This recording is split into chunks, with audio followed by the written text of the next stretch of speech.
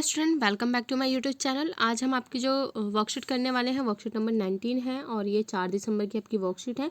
भूगोल की जो पुस्तक है उसका हम टॉपिक कर रहे हैं वायु। क्लास 7 के लिए वर्कशीट है बच्चे। यहाँ आप अपना नाम लिखोगे तो आपको जो वर्कशीट लिखना है स्टार्ट करना है इसी प्रकार से लिखोगे। ऊपर इधर वर्कशीट 19, इधर डेट लिखोगे, यहाँ पे जो पुस्तक है जहाँ से टॉपिक आया है वो, और यहाँ पे आप क्लास 7, यहाँ अपना नाम, इधर अपने क्लास टीचर का नाम। और जो वर्कशीट करनी है आपको सामाजिक विज्ञान की जो आपने कॉपी बनाई है ज्योग्राफी की, उसमें ये वर्कशीट करनी है। तो देखो वायु यहाँ पे आपको शो किया हुआ है। ये देखो हवा में जैसे आपकी यहाँ आंधी कुछ आ रही है तो छाता एकदम से पलट गया है। यहाँ इधर जिस तरीके से लड़की के बाल उड़ रहे हैं, इधर देखो आप किस तरीके से आंधी चल रही है, कपड़े उड़ रहे हैं।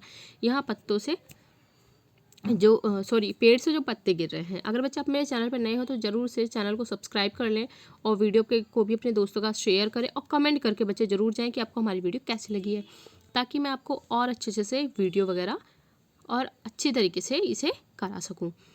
तो अगर अच्छी लगी है तो ज़रूर से कमेंट करना। ओके, तो आइए हम इसे करते हैं। क्या आपने ऐसा कुछ देखा या महसूस किया है?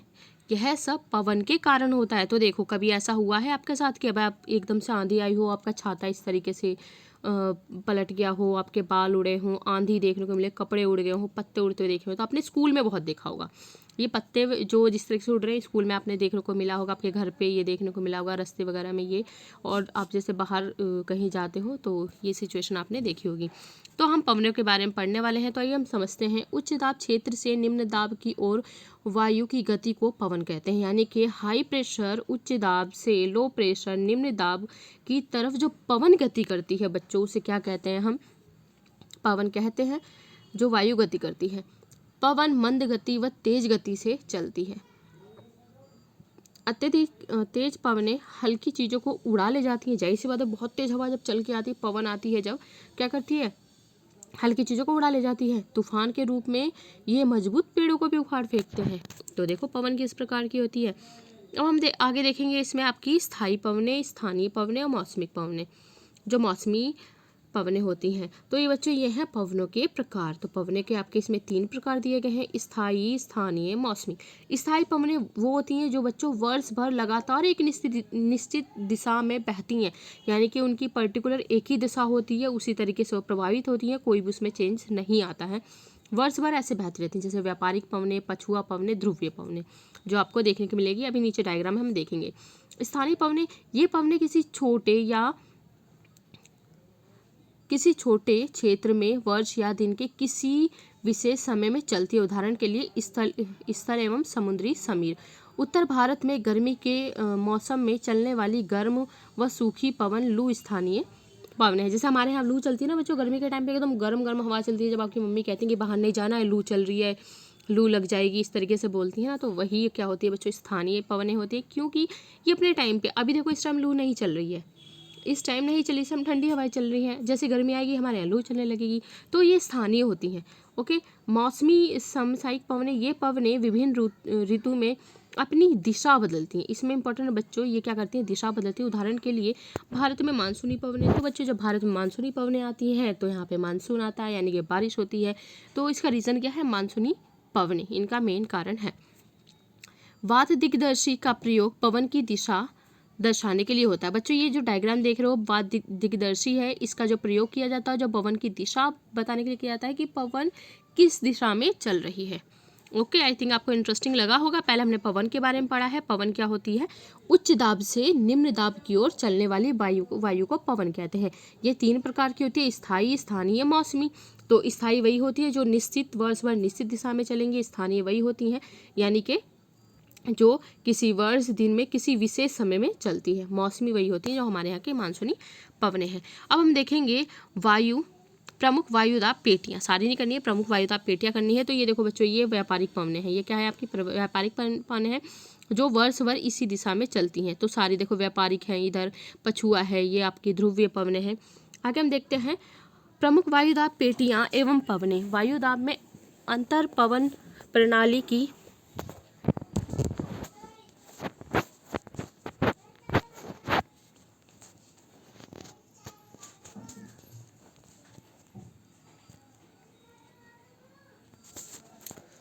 अंतर पवन प्रणाली की उत्पत्ति का प्रमुख कारण वायु हमेशा उच्च दाब वाले क्षेत्रों से निम्न दबाव वाले क्षेत्रों में चलती है।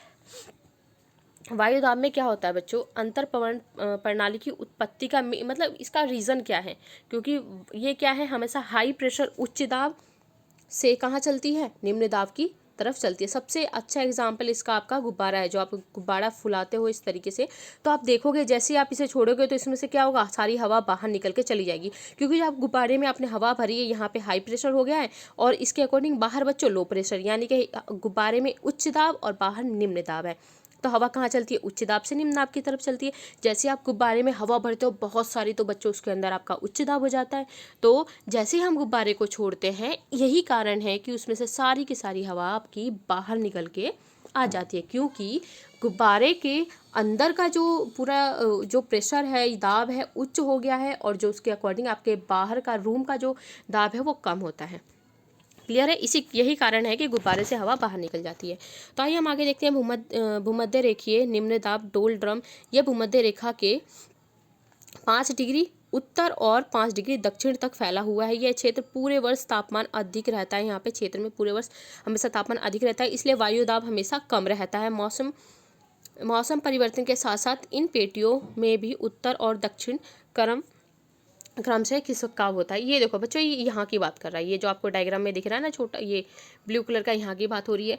तो इसमें क्या होता है, इसमें आपका पूरे वर्ष टेम्परेचर कैसा होता है, ज़्यादा होता है, तापमान ज़्यादा होता है, जैसे प्रेशर है आपका कम होता है।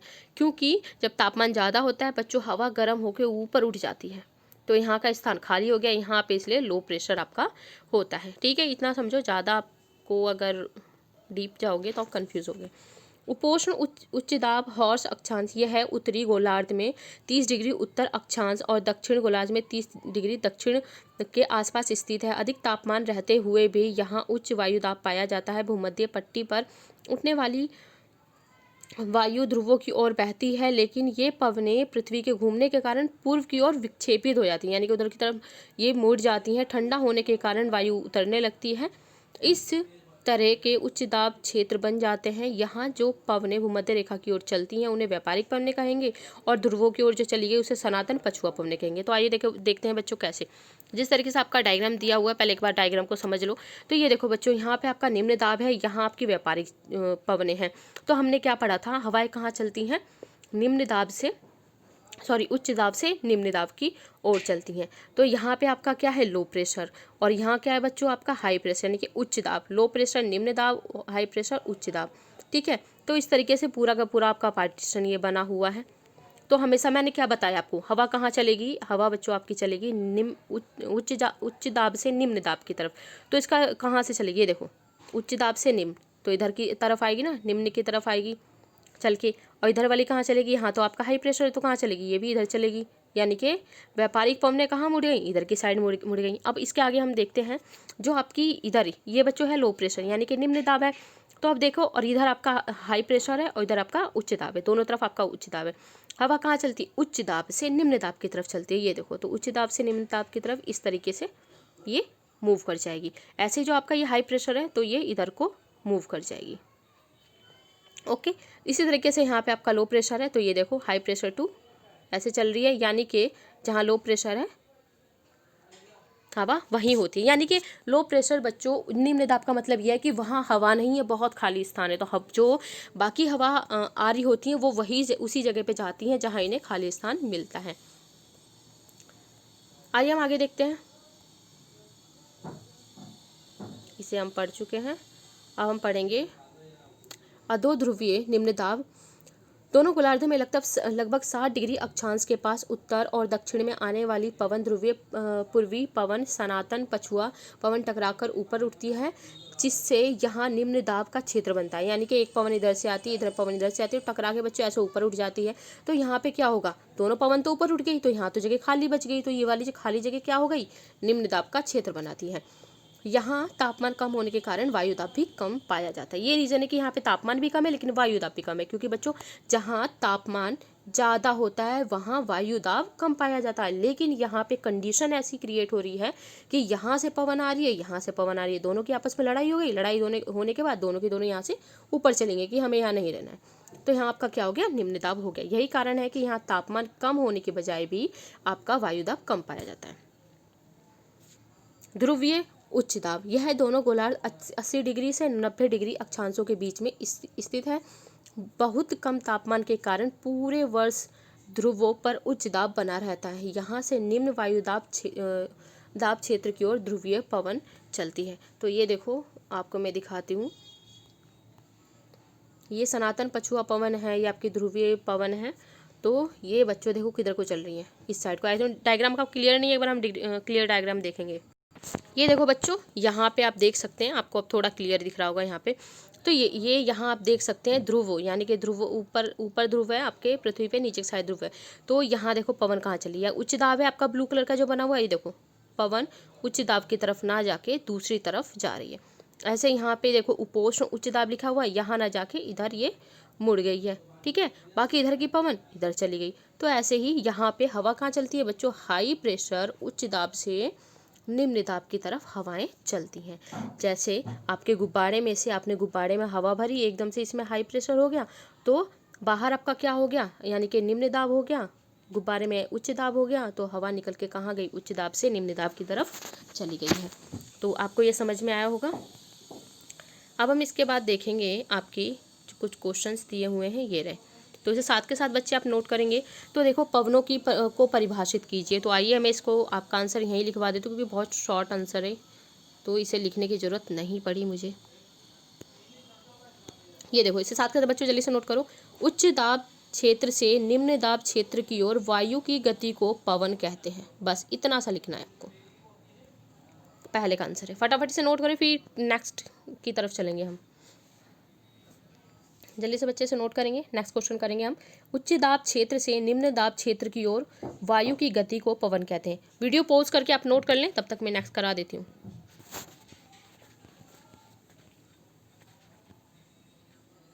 इसके बाद बच्चों आपको मिलान करना है। तो मिलान करना है, पवन के प्रकार दिए हुए हैं। तो ये देखो स्थायी पवनें, स्थानीय पवनें, मौसमी पवनें देखनी है। और इधर पवनें दे रखी हैं, यानी कि इनकी जो भी हैं। तो स्थायी पवनें कौन सी थी जो बच्चों हमने, सबसे पहले स्थानीय पवनें बताइए। स्थानीय पवनें में बताया था ना मैंने आपको, जो आपकी मम्मी कहती है कि बाहर मत घूमो, आपको लू लग जाएगी, गर्म हवा चल रही है, लू चल रही है बाहर। तो स्थानीय पवनें हो गई लू, ओके ठीक है। स्थायी पवनें जो वर्ष भर एक ही समान चलती हैं, एक ही दिशा में चलती हैं, तो बच्चों क्या हो गई आपकी व्यापारिक पवनें। इसके बाद मैंने बताया था मौसमी पवनें। मौसमी पवनें यानी कि जो मानसूनी पवन होती है, जैसे बारिश वगैरह, आपकी मानसूनी पवन के कारण ही हमारे भारत में, देश में बारिश आती है। तो ये आपका हो गया मानसूनी। मौसमी पवनें यानी कि मानसूनी पवनें, ओके। आप इसे कंप्लीट करें।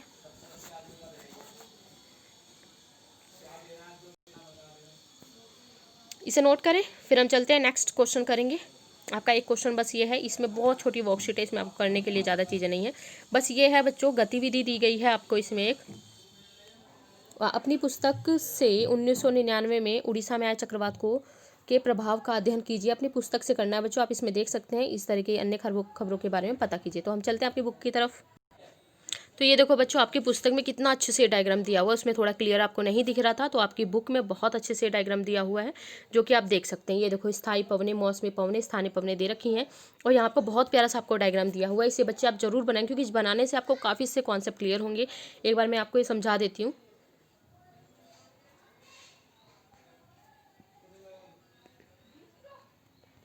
ये देखो बच्चों, इसमें जो है आपका ऊपर पृथ्वी का जो ये वाला हिस्सा है, यहाँ उत्तरी ध्रुव है, नीचे दक्षिणी ध्रुव है। तो ये दोनों बच्चों, यहाँ पे भी हाई प्रेशर है आपका, यहाँ पे भी हाई प्रेशर है, और यहाँ पे आपका तापमान बहुत ज़्यादा होता है, इसलिए यहाँ पे आपका निम्न दाब है। निम्न और उच्च दाब, हाई यानी कि उच्च दाब, लो यानी कि निम्न दाब।